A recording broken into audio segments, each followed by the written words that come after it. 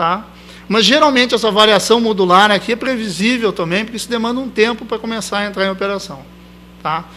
Estou chamando a atenção disso daqui para fazer o contraponto com as residências, que tem uma variação absolutamente contínua, tá? E tem uma variação absolutamente, ou não vou dizer absolutamente, né, mas ela é mais imprevisível, tá? Principalmente no que diz respeito ao indivíduo, tá? O coletivo, né? O coletivo aqui eu estou dizendo a curva de carga de um alimentador de distribuição, ela é conhecida. Faz uma medição numa segunda-feira, de uma determinada época do ano, que dá uma determinada temperatura, na outra segunda-feira, ela é praticamente a mesma coisa, tá? Os indivíduos lá embaixo variam bastante, mas essa variação é muito pequena. Quando eu vou modelar a minha carga com relação à variação em tensão, tá? Nós temos dois modelos estáticos, eu estou me referindo aqui, bastante usados aí, tá? Um deles é o modelo exponencial e o outro é o modelo polinomial, o modelo chamado modelo ZIP, né? Porque ele divide os consumos numa parcela que é proporcional aqui, ó, ao quadrado da tensão, então caracterizando como se fosse uma parcela em impedância constante. Tem uma parcela que é linear com o crescimento da tensão aqui, que ela é dita como corrente constante, e tem uma parcela que é constante mesmo, que vai ser dita potência constante, tá? Então, mais ou menos, o polinomial ele divide a carga entre uma parcela potência constante, corrente constante e impedância constante. E tem um outro modelo que aí é um pouco menos, mais difícil, vamos dizer, de interpretar o que ele está representando, é um modelo exponencial, que ele é um alfa, né? Então, o modelo anterior da bateria também tinha um alfa e um beta, né? Eu vi, pô, o meu também tem um alfa e um beta. Eles não são a mesma coisa, né? Mas ele tem um alfa, então, que é um fator, aqui é o expoente, né? Da parte ativa da potência, tem um beta aqui, que seria relacionado com a parte reativa da potência, e eu ainda podia botar um gama aqui no meu modelo, para ficar melhor que o dele, tá? Que é para representar a parcela não ativa, tá? Que é uma parcela mais complicada, tá? Eu estou resumindo aqui a parte de potência ativa e reativa, porque isso aqui já é complicado bastante, tá? Eu não vou complicar mais ainda, porque aí eu não vou chegar nem perto da solução.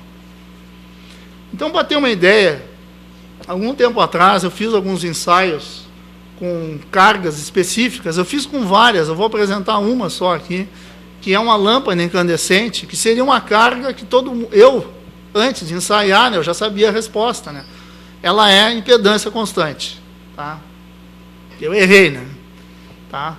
A gente olha aqui que parece uma reta isso daqui, né? Ou seria uma parábola, né, na verdade, mas como é um trecho tão pequenininho, né? Essa função aqui de segunda ordem, que representa a melhor aproximação para esses valores medidos, é dada por essa função aqui, tá? Então, se nós tivéssemos uma impedância constante, esse fatorzinho aqui tinha que ser 1. O fator é meio, tá? E o outro fator aqui, da parcela dita corrente constante, é meio também, tá? Então, a gente olha que essa lâmpada, né, ela é uma mistura, né, entre uma carga que seria corrente constante e impedância constante. Não coloquem 0 nesse V aqui, tá? Porque se fizer isso, fica bacana, né? Aí ela vai ficar com uma demanda negativa, né? É muito bom, ela é uma fonte, né? A lâmpada apagada, ela gera energia, tá? É óbvio, né, que isso é um erro da aproximação, né?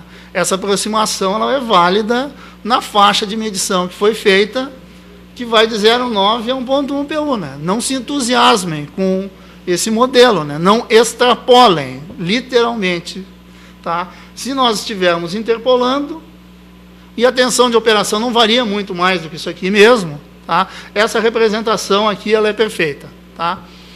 Fora daquilo que nós medimos, aí já não tem mais validade alguma, certo? Mas, de qualquer maneira, o que me chama a atenção aqui, e o que eu gosto de usar isso aqui como exemplo, é que mesmo uma lâmpada singela, ela não é uma carga do tipo impedância constante. Tá? Aí, como que eu vou representar os outros equipamentos que são mais sofisticados? Menos ainda, né? Eu não tenho nenhuma expectativa de que algum dos dispositivos que a gente liga na rede, eles sejam potência constante. Tá? Bom, aí, para não dizer que eu vou usar só o meu trabalho para utilizar isso, recentemente tem uma publicação desse AGA aqui, e aí ele pega uns valores medidos em outros locais aí, e aí são valores compostos medidos. Tá? Então ele pegou duas classes de consumidores, aqui no caso residencial e comercial, tá? E ele usou o modelo polinomial, e aí ele está utilizando aqui os alfas e betas do modelo polinomial dele, e aí eu não coloquei um por um, né? Mas só para dar uma ideia para vocês assim, ó, a carga residencial que ele mediu, o alfa, esse variou de 0,7 a 1,3. Tá? É uma variação expressiva. Né? Bom, mas o que significa esse número? Né? Pô, é um alfa lá. Bom, se fosse alfa 0, eu teria uma carga do tipo potência constante. Tá? Se fosse um alfa 1, seria corrente constante. Se fosse um alfa 2, seria impedância constante. Né?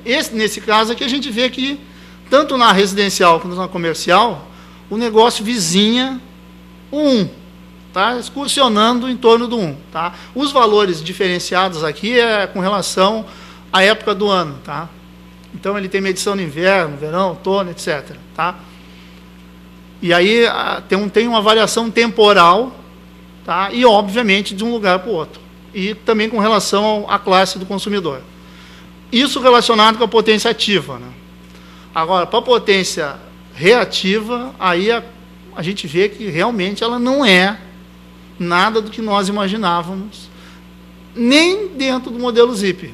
Tá? O modelo ZIP quase não conseguiria representar ela, porque os expoentes aqui são bem mais elevados. Tá? É óbvio que eu vou conseguir arrumar fatores lá para aquela minha função ali, de segunda ordem, para aproximar isso aqui, e vou poder dividir ela em corrente, potência e impedância constante. Tá? Mas o que chama atenção aqui, ó, é que aquilo que é válido para o ativo, muitas vezes pode não valer para a potência reativa, tá? Porque eles têm comportamento bem diferenciado. Tá? Hoje já se tem mais ou menos acertado aqui para a rede de média e baixa tensão, de que a ativa ela é mais ou menos uma corrente constante e a reativa ela pode ser mais ou menos representada como se fosse uma impedância constante. Tá? Mas, de qualquer maneira, nenhuma dessas duas afirmações aqui são absolutas. Né? É ruim quando gravam as coisas que a gente fala, né? Porque depois o tempo acaba te fazendo passar vergonha. Né? Mas, enfim... Bom, com relação à variação horária, tá? Aí nós temos esses padrões de consumo aqui ao longo do dia. Né? Então, nós temos aquele padrão típico residencial, que é o cara que passa fora de casa, que na madrugada não consome nada, de manhã cedo alguma coisa acontece, durante o dia pouca coisa acontece, e lá no período da ponta, das 18 às 21, ele começa a aumentar a demanda dele, né? Porque é o período que está chegando em casa, banho, janta, e televisão, e etc. Tá? Ar-condicionado. Então, esse é um comportamento padrão. O comercial, ele tem aquele uso quase que uniforme ao longo do dia, né, do período comercial, e o intervalo do almoço ali dá uma diminuidinha. Perdão, esse aqui é o industrial, tá? Então, na parada no almoço ali, dá uma diminuída. E o comercial, ele até tem um aumento no almoço, né, que está relacionado com as pessoas que estão indo aos centros aos restaurantes. Tá? Obviamente, isso aqui é um comportamento de um conjunto, né, do coletivo, aquele que eu falei que é previsível, e ele é repetido diariamente, tá? Mas, à medida que a gente se aproxima da carga, aí não tem mais esse tipo de coisa aqui, porque tudo pode acontecer. Tá? Então, uma das maneiras de representar essa variação diária, tá?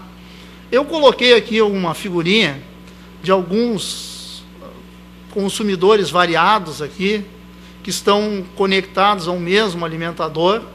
Então, a curva azul clarinha aqui é a soma delas, né? A gente tem aqui embaixo, nessa sobreposição de imagens aqui, a gente tem aquelas soma de características dessas aqui, tá? E o conjunto deu isso aqui, ó. Tem uma ponta aqui na hora da ponta, né? Uma diminuição aqui na hora do meio-dia ali, que é um comportamento da indústria, né? De uma parada, né? E uma das maneiras de representar isso aqui, bastante comum, é usar essas ditas curvas de duração, né? Então, o cara pega esses valores observados ao longo de um dia, de um mês, de um ano, tá? E ordena isso, tá? É o que está realizado aqui nessa curva, tá? E aqui embaixo eu botei os índices referentes às horas, tá? Na ordem que aconteceu, né? Então, a hora de maior consumo, 21, depois às 19, assim por diante. Bom, quando a gente faz isso aqui, essa variação, que representa muitas flutuações aqui ao longo do dia, ela vai apresentar uma variação assim mais contínua, né? Essa variação contínua, muitas vezes, é dividida em alguns patamares, e aí o cara trabalha lá com um patamar de carga máxima, um patamar médio, um patamar mínimo ali. E aí, para representar a variação no tempo da carga, ele troca a situação de um ponto de operação por 3 ou mais pontos de operação que vão representar esses patamares aqui, nos quais a carga se distribui ao longo do tempo. Tá? O que eu ia dizer aqui? Bom, claro que quanto mais patamar for usado aqui, melhor, né? Só que se for usar muito patamar, daqui a pouco usa o valor instantâneo lá, porque o problema ficou tão complicado que, no fim, resolve do jeito que é mesmo e não tenta fazer uma simplificação que é muito cara. Tá? Então, geralmente, isso aqui acaba ficando em 3 patamares ali, que são razoáveis para representar uma variação horária. Tá? A parcela mais difícil da representação da carga é a questão relacionada com o desequilíbrio entre as fases. Tá? Se nós vamos representar a carga desequilibrada, né, nós vamos ter que trabalhar com o modelo da rede também, por fase. Né? E aí já trabalha com modelos acoplados. Então, o que eu observei dessa representação aqui, de carga desequilibrada, pelo menos para os estudos que eu fiz, tá? Que estão vinculados com cálculo de tensão e cálculo de perdas. Tá? É que, logicamente, né, já era um resultado mais ou menos esperado, para a determinação de correntes e das perdas que vão acontecer nas linhas, é fundamental. Né? Não tem condição de obter um modelo médio que eu consiga obter um resultado bom para cálculo de correntes e de perdas. Tá? Mas, em contrapartida, para mim determinar as tensões nodais, os erros são pequenos. Tá? Eu coloquei 10% aqui, mas vocês vão ver que no exemplo é bem menos. Tá? O problema maior aqui, no caso de querer fazer uma representação completa por fase, é obter os dados. Tá? Porque aí, além da carga se distribuir nas fases, ela se distribui de forma diferenciada, né? Ela ainda se distribui no tempo. Né? Então, para me resolver um problema que antes eu pensava que eu tinha uma solução fácil, né, usando um modelo por fase, calculando igual para todo mundo, daqui a pouco eu tenho, sei lá, milhares de soluções, tá, que vão acontecer em momentos diferentes de operação daquele sistema, que é complicado. Né? Bom, nas redes de alta, obviamente, esse desequilíbrio ele praticamente não existe. Tá? Então, a rede que eu estou usando aqui é uma rede de baixa tensão, tá? Em 380, 220 volts. É um circuitinho alimentado por um transformador de 45 kVA, que está ali, esse amarelinho aqui. Tá?